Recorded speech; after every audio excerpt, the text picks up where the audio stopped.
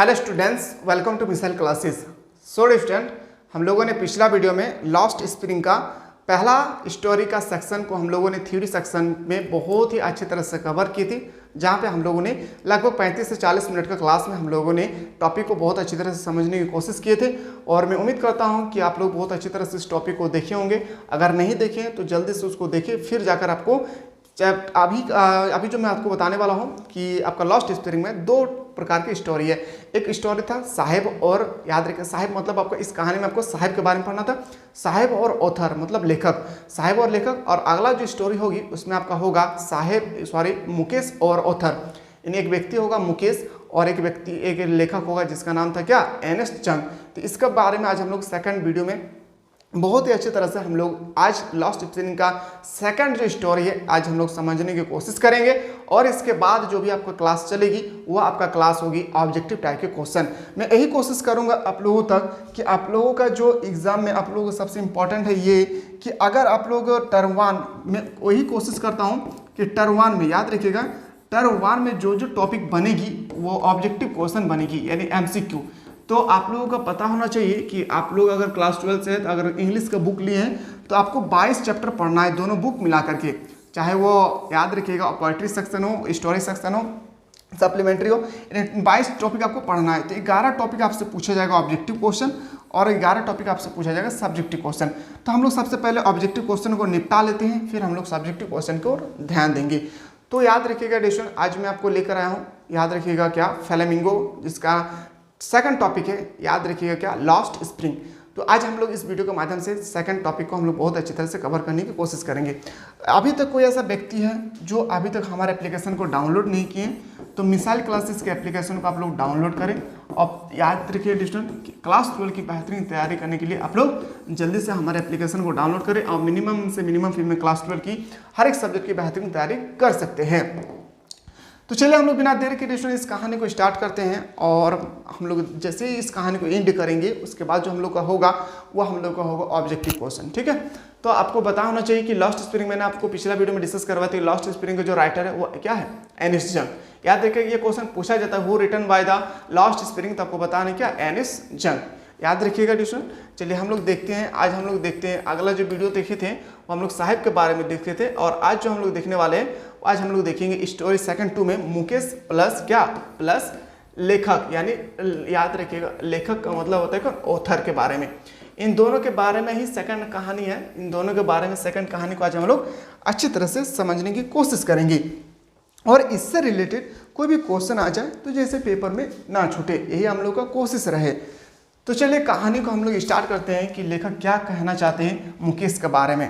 तो सबसे पहले हम लोग, मैं दोनों ही वर्जन में लेकर आया हूँ ताकि आप लोगों को हिंदी मीडियम और इंग्लिश मीडियम को कोई भी तरीके से कोई भी दिक्कतें ना होना।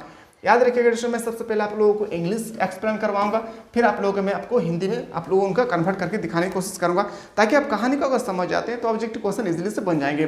चलिए स्टार्ट करते हैं। द ऑथर मीट्स मुकेश इन फिरोजाबाद। याद रखें लेखक जो है मुकेश से मिलते हैं कहाँ पे, फिरोजाबाद में। His family is engaged in bank making, but Mukesh does not like that work. Instead on being his own master, he said that I want to be a motor mechanic and I will learn to drive a car. चलिए देखते हैं कि लेखक क्या कहते हैं मुकेश से। तो चलिए एक एक बात को ध्यान से सुनेंगे तो बहुत बेहतरीन होंगे, ठीक है। समझ में आ रहा है, मैं उम्मीद करता हूँ कि आप लोग बहुत अच्छी तरह समझ रहे होंगे। और आप लोग करंट न्यूज अगर चाहते हैं जैकबोर्ड की तरफ से तो बिल्कुल हमारे एप्लीकेशन से जुड़े रहें। हमारे चैनल पर नए आए तो चैनल को सब्सक्राइब करके बेल आइकन को जरूर प्रेस करें। लेखक मुकेश से फिरोजाबाद में मिलता है। जो लेखक है वो कहाँ किससे मिलते हैं, लेखक जो है मुकेश से फिरोजाबाद में मिलते हैं। एक लेखक है जिसका नाम है एर्नेस्ट जंग, वह मुकेश से मिलने जाते हैं। कहाँ पे मिलते हैं, कहाँ पे, फिरोजाबाद में। उनका परिवार चूड़ी बनाने में लगा हुआ था। और जब वो मुकेश थे, मुकेश का जो भी फैमिली में जो भी व्यक्ति थे, जो भी पर्सन है, उनका परिवार जो है पूरा, जो भी व्यक्ति थे उनका पूरा परिवार चूड़ी बनाने में लगे हुए थे। आगे लेकिन मुकेश को वह काम पसंद नहीं है। और जो मुकेश है कहता है कि लेखक से कि मुझे ना ये काम बिल्कुल पसंद नहीं है कि बैठकर चूड़ी बनाऊं, ठीक है। आगे कहते हैं क्या, और वह खुद के मालिक होने पर जोर देते हैं और कहते हैं कि दूसरे की फैक्ट्री में साहिब जैसा ही इस कहानी में भी है। इसी स्टोरी में डेस्टिन जिस तरह से साहिब थे, साहिब कहता था कि कूड़ेदान उठाना मुझे पसंद है पर किसी के पास जाकर काम करना मुझे पसंद नहीं है। ठीक इसी तरह से मुकेश भी कह रहे हैं कि मुझे चूड़ी बनाना बिल्कुल पसंद नहीं है, मुझे मालिक बनना पसंद है। तो वो मालिक बनने के लिए खूब जोर देते हैं। वह कहता है कि मैं मोटर मैकेनिक बनना चाहता हूँ और जो लेखक है उससे कहता है कि मुकेश कहता है कि लेखक यानी एनिस जंग, मैं मोटर मैकेनिक बनना चाहता हूँ।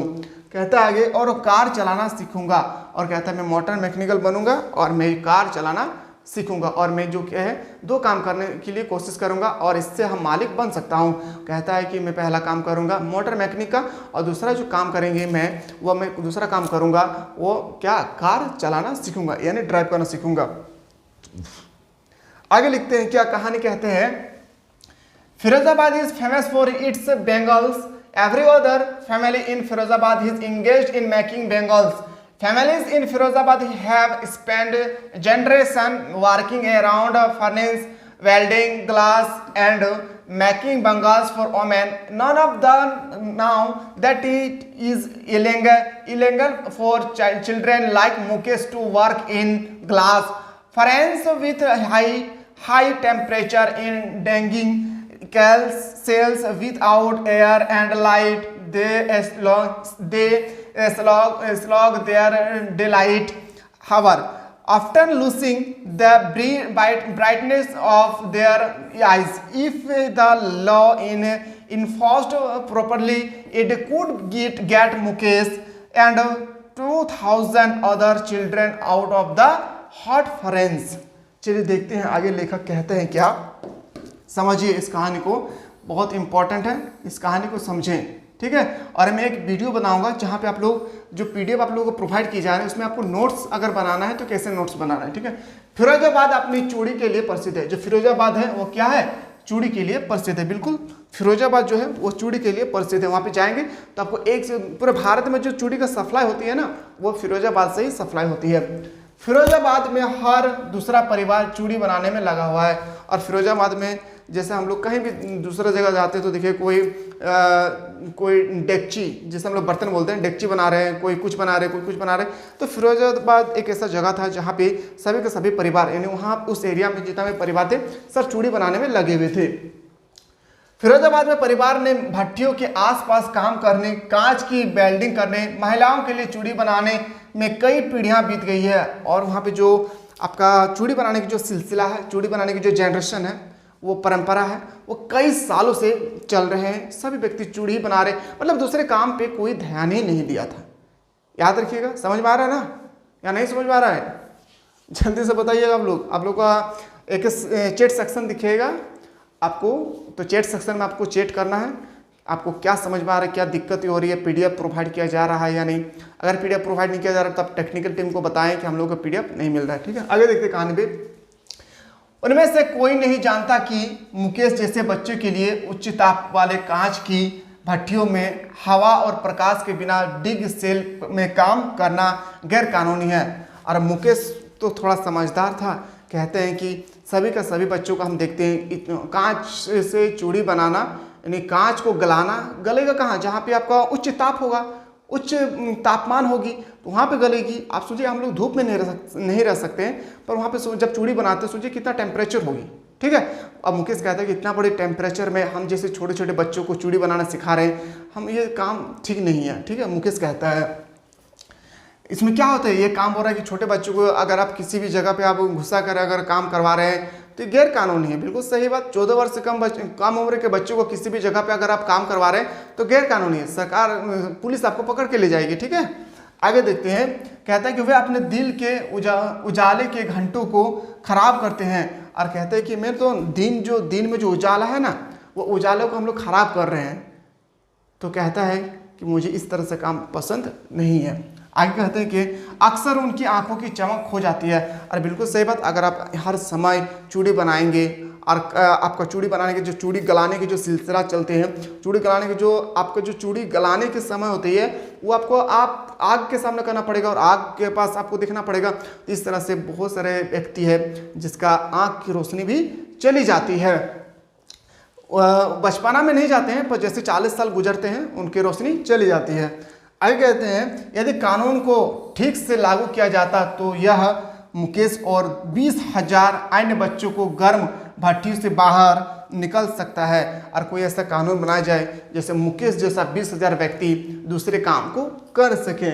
आगे लिखते हैं लेखक क्या, Mukesh and the author walk down straight cloud with garbage post home that remain hovels with crumbling walls, wobbly door and windows. Human and animal live there eat together.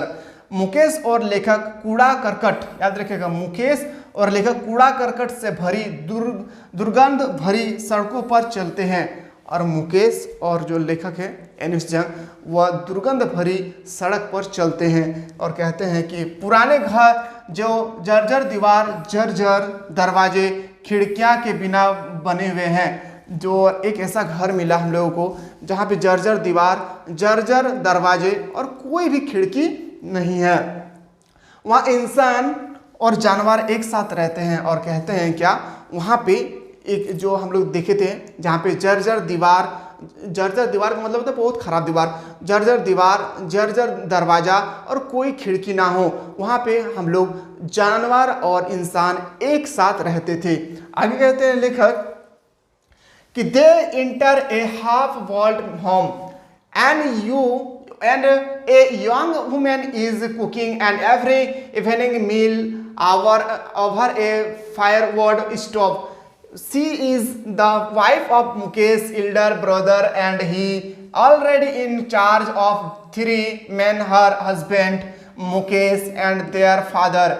Mukesh's father is a poor Bengal's maker, despite long years of hard labor, first as a tailor and then as a Bengal maker. He has failed to renovate of house and send his 2 sons to school. All he has managed to do is teach them what we know, the art of making bangles. आगे देखते हैं लेखक कहता है क्या, आगे लेखक कहते हैं कि आधे अधूरे घर में घुस जाते हैं और एक युवती जलाव लकड़ी के चूल्हे पर शाम का कारखाना बना रही है। वह मुकेश के बड़े भाई की पत्नी और पहले से ही 3 आदमी उसके पति मुकेश और उसके पिता का प्रभावी है। मुकेश के पिता एक गरीब चूड़ी निर्माता थे और जो मुकेश के पिता थे ना, उसके पिताजी बहुत ही गरीब थे। उसके पिताजी इतना गरीब थे कि वो मुकेश का एक भाई और था और मुकेश का भाई और मुकेश 2 व्यक्ति थे, उनको पढ़ा लिखा नहीं सका। इस कारण से, किस कारण से, क्योंकि उसका पिताजी जो थे एक चूड़ी बनाने वाले व्यक्ति थे। यहाँ से ध्यान से देखिएगा, बहुत इंपॉर्टेंट है कि आधे अधूरे घर में घुस जाते हैं। एक युवती जलाव लकड़ी के चूल्हे पर शाम का खाना बना रही है। कहाँ पे जा रहे हैं, समझिए इस बात को। जहाँ ये कहानी में बता रहा हूँ, जब लेखक और मुकेश एक जर्जर भरी दीवार, जर्जर भरी सड़क के किनारे जर्जर भरी दीवार, जर्जर भरी दरवाजा और कोई खिड़की ना हो, वहाँ पे जानवर और इंसान एक साथ रहते हैं और आधे अधूरे घर में घुस जाते हैं। और वो लोग क्या करते हैं, घर में जाके घुस जाते हैं और देखते हैं क्या, घर में दोनों लेखक और एनिस जंग और कौन, याद रखिएगा, मुकेश घुस जाते हैं और कहते हैं क्या, एक युवती जलाओ लकड़ी के चूल्हे पर शाम का खाना बना रही है। और दोनों देखते हैं कि एक युवती है जो शाम के समय खाना बना रही है। आगे लिखते हैं, वह मुकेश के बड़े भाई की पत्नी है और जो खाना बना रही थी, जो औरत महिला, वह क्या है, मुकेश का बड़ा भाई का पत्नी थी, यानी याद रखिएगा उनकी वाइफ थी।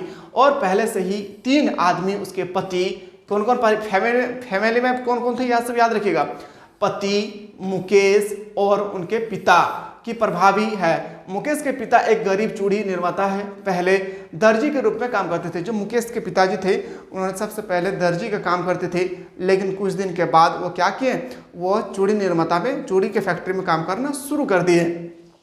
लंबे समय के लिए कठिन परिश्रम के बावजूद वह एक घर का नवीनीकरण करने और अपने 2 बेटों के स्कूल भेजने में विफल रहा और बहुत दिन तक काम करने, चूड़ी के फैक्ट्री में बहुत दिनों तक काम करने के बाद भी वो अपने घर को सही तरह से नहीं बना पाए और ना ही अपने दोनों बच्चों को, यानी याद रखिएगा कौन कौन, मुकेश और मुकेश का बड़ा भाई को ना ही स्कूल भेज सके। स्कूल नहीं भेजने का कारण यही था कि वो चूड़ी निर्माता करते थे, जिसके कारण वो घर को भी सही से नया घर नहीं बना पाए थे। आगे लिखते हैं, लेखक कहते हैं वह बस इतना करने में कामयाब रहा कि वह जो जानता है वह सिखाता है, चूड़ी बनाने की कला। और कहता है लेखक कि मुकेश के पिताजी सिर्फ इतना ही जानता था कि मुझे जो आता है सिर्फ मैं वही सिखा सकता हूँ, क्योंकि मेरे पास उतना धन दौलत नहीं है कि मैं आप लोगों को पढ़ा लिखा सकूँ, या घर का जो जर्जर दीवार है, जो जर्जर दरवाज़ा है, कोई भी खिड़की ना है, इस घर को मैं रिपेयरिंग कर सकूँ।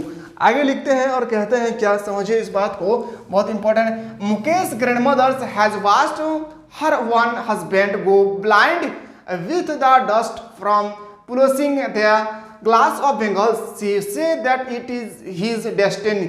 Moreover, he said that God given lion's egg can never be a broke. They have been born in the caste of Bengals maker and have seen nothing but Bengals of various colors. Boy and girls sit with father and mother welding piece of colored glass into circle of Bengals. They work in dark rooms in front of flames of flickering oil lamp मतलब बत्ती. Their eyes are more adjusted to the dark than to the light. Outstand they often end up losing their every eyelight यानी आँख पे before they become adult. आगे लिखते हैं क्या, मुकेश कहता है, याद रखिए क्या, कि मुकेश की दादी ने अपने ही पति को चूड़ी के शीशे चमकाने के धूल से आंधा होते देखा है। जो मुकेश के दादी है, उनका जो हस्बैंड थे, उनका यानी मुकेश के जो दादा है, मुकेश के दादी देखते हैं क्या कि मुकेश के दादी के जो हस्बैंड थे यानी मुकेश का दादा, वह चूड़ी बनाते समय अपने आँख की रोशनी को गवा बैठा था। कहते हैं चूड़ी के शीशे चमकाने के धूल से आंधा होता देखा है। वह कहती है कि यह उसकी नियति है। इसके अलावा वह कहती है कि ईश्वर प्रदत्त वंश को कभी नहीं तोड़ा जा सकता। वे चूड़ी बनाने वाली जाति में पैदा हुए हैं और कहते हैं कि मैं तो चूड़ी बनाने वाले जाति में ही पैदा हुआ हूँ, तो मुझे तो चूड़ी ही बनाना पड़ेगा, ये ईश्वर का देन है। कौन कहता है? मुकेश का दादी। किसको कहता है? मुकेश को कहता है। और उन्होंने विभिन्न रंग की चूड़ी के अलावा कुछ नहीं देखा। और मुकेश की दादी कहती है कि मैं विभिन्न रंग के अलावा यानी अलग अलग रंग की चूड़ी के अलावा मैं अपने लाइफ में कुछ नहीं देखा। बोलते क्यों? क्योंकि मैं जहाँ पे चूड़ी बनाता हूँ इसके अलावा मैं कहीं बाहर गया ही नहीं हूँ। आगे लेखक लिखते हैं कि लड़के और लड़कियाँ पिता और माता के शपथ बैठते हैं। याद रखिएगा, लड़के और लड़कियाँ जो है माता और पिता के साथ बैठते हैं।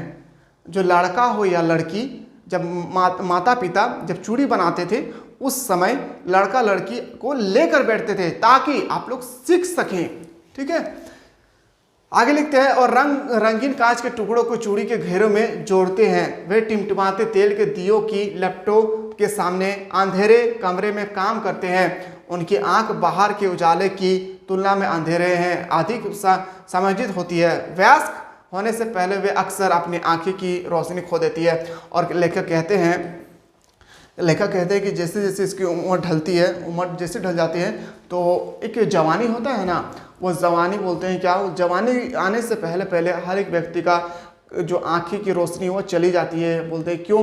क्योंकि जब भी चूड़ी बनाते हैं एक अंधेरे कमरे में दीप जलाकर यानी दीप में जलाकर चूड़ी को गलाते हैं, तब जाके राउंड किया जाता है। तो आप कहते हैं कि जैसे जैसे उसकी उम्र ढलती जाती है, जितना समय तक उसके आँख को रोशनी पहुंचना चाहिए उससे पहले वो अपने आँख की रोशनी को गवा बैठते हैं।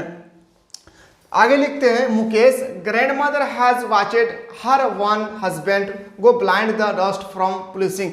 ये सब हम लोग देखें अभी जस्ट। ठीक है, आगे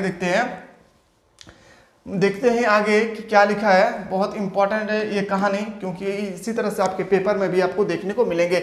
आप कहते हैं Savita a young girls in a dark pink dress side alongside an elderly woman, she is soldering piece of glass, her hands move mechanical like a mechanic, perhaps she does not know the the sensitivity of the Bengals she helped to make.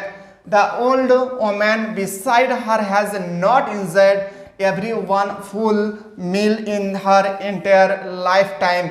Her husband is an old her man with a flowing beard. He knows nothing except Bengals. He has made of a house for the family to live in. He only has a roof over his head. आगे लेखक लिखते हैं क्या, चलिए देखते हैं आगे लेखक कहते हैं कि गहरे गुलाबी, क्या है, गहरे गुलाबी रंग की पोशाक में एक युवती लड़की सविता एक बुजुर्ग महिला के साथ बैठती है। आगे लेखक कहते हैं कि एक सविता नाम की लड़की है और एक बुजुर्ग महिला के पास जाकर बैठती है। लिखते हैं वह कांच के टुकड़ों सोल्डर कर रही है और वो महिला कांच के टुकड़ों को सोल्डर कर रही है और सविता उस कांच के सोल्डर को देखते हैं कि किस तरह से चूड़ी को राउंड किया जाता है। उसके हाथ मशीन की तरह यंत्रवत चलता है और कहते हैं लेखक कि उसकी जो हाथ है ना चूड़ी बनाने की, एक मशीन की तरह काम कर रही है। ये मशीन की तरह तब काम करेगी जब आपका पूरा एक्सपीरियंस हो जाएगा, ठीक है, मशीन की तरह काम करती है। शायद वह उन चूड़ियों की पवित्रता नहीं जानती जो वह बनाने में मदद करती है। उसके बगल में बूढ़ी औरत अपने पूरे जीवन काल में एक पूर्ण भोजन का आनंद नहीं मिला है और कहते हैं लेखक कि वह महिला जो है इतना अपने काम पे व्यस्त थी, इतना बिजी थी कि एक जो खाने का जो एक आनंद होती है ना कि मैं बैठकर अच्छा से खाना खा सकूं, वह बैठकर अच्छा से कभी खाना ही नहीं खाए। आनंद भर जो खाना कहते हैं हम लोग, दोपहर का हो, रात का हो या सवेरा का हो, जब हम लोग खाते हैं तो कितना मस्ती के साथ खाते हैं। तो वो कहती है महिला, लेखक कहते हैं वो महिला आज तक अपना लाइफ में एक आनंद भरी भोजन नहीं कर पाए हैं। क्यों? क्योंकि वह काम से बहुत ही व्यस्त थे, बिजी थी। उसका पति एक बहुत ही दाढ़ी वाला बूढ़ा आदमी है और जो सविता जो औरत के पास बैठी थी वो औरत का एक हस्बैंड थे, वो बूढ़ा थे और दाढ़ी वाला थे। क्या थे? दाढ़ी वाला थे। वह चूड़ी के अलावा कुछ नहीं जानता और उसके जो हस्बैंड थे वो चूड़ी के अलावा कुछ नहीं जानता। उसके परिवार के रहने के लिए घर बनाया, उसके सिर पर सिर्फ छत है और उसके परिवार के लिए रहने के लिए घर बनाया और घर में सिर्फ क्या है? छत है। आगे लिखते हैं कि little has moved with time in Firozabad, families do not have enough to eat, they do not have money to do anything except carrying on the business of making bangles.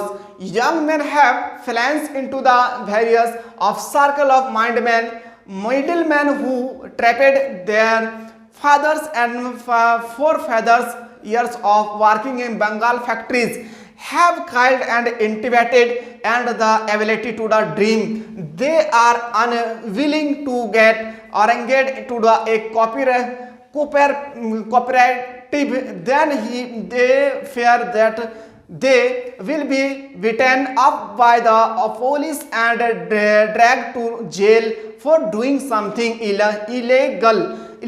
There is no leader among them, no one helps them to see things differently. All of the appear tried. आगे लेकर कहते हैं कि फिरोजाबाद में समय के साथ बदलाव आया है। अब आगे लेखक जो है वो कहते हैं कि कुछ समय के बाद फिरोजाबाद में काफ़ी ज़्यादा बदलाव आए हैं। बदलाव क्या क्या आए हैं? कहता है परिवारों के पास खाने के लिए पर्याप्त नहीं है, उनके पास चूड़ी बनाने का धंधा के अलावा कुछ करने के लिए पैसा नहीं है। बदलाव क्या आया है? पहले जैसा ही था, खाली खाना नहीं था, बोले कि चूड़ी, उनके पास चूड़ी बनाने के अलावा और कोई धंधा नहीं था पैसे के लिए। वो युवा अपने पिता और पूर्वजों के फंसाने वाले बिचौलियों के दुष्चक्र में पड़ गए हैं। चूड़ी कारखानों में वर्षों काम ने सभी पहल और सपने देखने की क्षमता को मार दिया है। सही बात, अगर मैं वही काम करते रहूं तो मैं दूसरा सपना कैसे देखूं? जब दूसरा मैं सपना नहीं देखूं तो दूसरा काम कैसे करूं? ये कहानी कह रहे हैं। वे एक सहकारी में संगठित होने को तैयार नहीं है। उन्हें डर है कि उनके पुलिस द्वारा पीटा जाएगा और कुछ आवेदन करने के लिए जेल में घसीटा जाएगा। इनमें कोई नेता नहीं है, चीज़ों को अलग तरह से देखने में कोई उनकी मदद नहीं करता। सभी थके हुए नजर आ रहे हैं और सभी जो है क्या है? थके हुए नजर आ रहे थे। families are caught in poverty and burdened with the stigma of caste in which they are born. On the other hand, a vicious circle of money leader, the middleman, the policeman, the keeper of the law, and political together they have imposed to give baggage on the child that he cannot put down.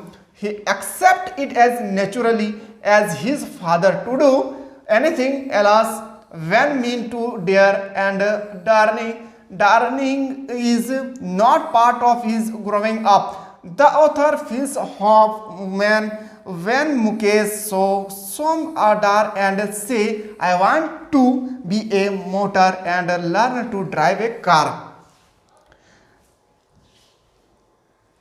आगे लेखक कहते हैं परिवार गरीब में फंस गए। जो परिवार है उनके परिवार जो है गरीब में फंस गए। क्यों गरीब फंस गए? क्योंकि उनका काम ही था सिर्फ चूड़ी बनाना। गरीब में फंस गए और जाति के कलंक के बोझ तले दब गए जिसमें वे पैदा हुए थे। दूसरी ओर साहूकारों, बिचौलियों, पुलिसकर्मियों, कानून के रखवालों और राजनेताओं का एक दुष्चक्र है। दोनों ने मिलकर बच्चों पर इतना बोझ डाल दिया कि वह उससे नीचे नहीं रख सकता। वह इससे स्वाभाविक रूप से अपने पिता के रूप में स्वीकार करता है। कुछ और करने का मतलब होगा हिम्मत करना और साहसी उसके बड़े होने का हिस्सा नहीं। लेखक को आशा है कि अनुभव होता है जब मुकेश कुछ हिम्मत दिखाते हैं। लेखक को यही आशा होता है जब मुकेश कहता है कि मैं ये सब काम नहीं करना चाहता हूँ, मैं मोटर मैकेनिक का काम करना चाहता हूँ और मैं ड्राइविंग करना चाहता हूँ, तो ये हौसला देते हैं कि हम लोग भी कुछ कर सकते हैं। ऐसा नहीं है कि हम लोग सिर्फ घर के अंधेरे में सिर्फ चूड़ी ही बना सकते हैं। मुकेश हौसला देते हैं, कहते हैं कि मुझे मोटर बनाना और कार चलाना सीखना है। और जो मुकेश थे वो कहता है लेखक से कि मुझे मोटर बनाना और कार चलाना आता है। ये है आपका स्टोरी। किसका? याद रखेगा, एक चैप्टर है जिसका नाम था आपका चैप्टर का नाम था क्या याद? लॉस्ट स्प्रिंग, जिसका राइटर था एनिस जंग। और इसमें हम लोग 2 स्टोरी को डिस्कस किए। पहला स्टोरी ऑथर यानी एनिस जंग प्लस साहेब, फिर हम लोग अगला जो आज स्टोरी देखे एनिस जंग प्लस मुकेश, कि मुकेश किस तरह से फैमिली थे, कहाँ से आए थे, सभी प्रकार के हम लोगों ने डिस्कस किए। ठीक है, तो बहुत ही हम लोग इंटरेस्ट वाली कहानी देखें। और अगला जो वीडियो होगी वो अगला वीडियो आपको जो देखने को मिलेंगे क्या? तो याद रखिएगा MCQ क्या देखने को मिलेंगे? तो MCQ देखने को मिलेंगे। MCQ multiple choice question, objective type के क्वेश्चन में इंपॉर्टेंट ऑब्जेक्टिव क्वेश्चन आप लोगों को अगला वीडियो में बताने की कोशिश करूंगा। जो 2000 याद रखिएगा 2010 से लेकर 2023 तक पूछे गए हैं सभी के सभी प्रकार के ऑब्जेक्टिव क्वेश्चन को मैं आप लोगों को तक पहुंचाने की कोशिश करूंगा। तो बिल्कुल स्टूडेंट आप लोग हमारे इस प्लेटफॉर्म से जुड़े रहें और ये क्लासेस आप लोग को एवरीडे मिलेगी।